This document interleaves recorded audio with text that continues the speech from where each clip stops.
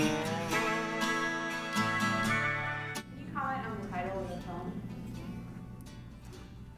Yeah, Purple State of Mind was kind of my title, my idea. I think I wanted to both meet John halfway and invite the audience to meet everybody halfway. That a purple state of mind is an ability to listen to people who you disagree with and at least listen long enough to understand what it is they're really saying. And so I think a purple state is a sort of a safe place. In New Age terms, it's sort of a form of consciousness. In the military, a purple state is when the Army and Navy and Coast Guard have to come together. Obviously, with the red and blue in America dividing each other, I thought we desperately need a purple state of politics because this old version ain't working for anybody, you know?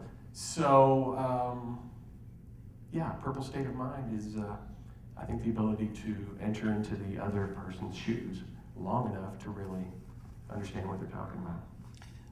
But I want to be clear about something. I mean, this isn't us saying, why can't we all just get along? Or it's not us saying, oh yeah, it's all cool, and I just believe, I'll be okay just kind of believing a little bit of what you believe, and you'll be okay believing a little bit of what I believe. That's not how it is. We really disagree about the world at very basic levels, and this movie made that very clear. We didn't come together in some harmonious, oh wow, it's all good. No. But the point is that you can't leave this room. I mean, nationally, you cannot leave this room. Nobody's going anywhere. Nobody who is a conservative Christian or a devout believer is leaving the country. Nobody who doesn't believe in any of this at all is leaving the country. We live together in the cities and in the towns. We pour our money into the same tax base. Many of us still educate our children in the same place. But there is this pull away as if we can leave, or there's no leaving it. So for me, that was the key. I wrestled. I didn't like this title, Purple State, in many ways because it suggested to me sort of a more narrow political understanding of what we were doing. And to me, this whole thing was never political. It was never to be sort of, or just primarily political or topical.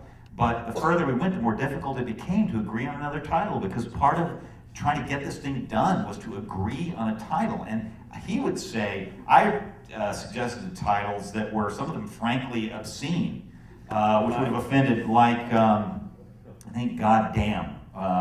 Or something like God/Damn was one. And Craig was like, great. Oh, wow, that would really shock him. And then he'd go home to Caroline, his wife, and she'd say, are you out of your mind? And then he'd put in this music. It was incredibly churchy. It was just like, oh my God, get it out of my head. I never want to hear that again. And it would come back like God was reinserting it. So it was like, no, these differences are totally real.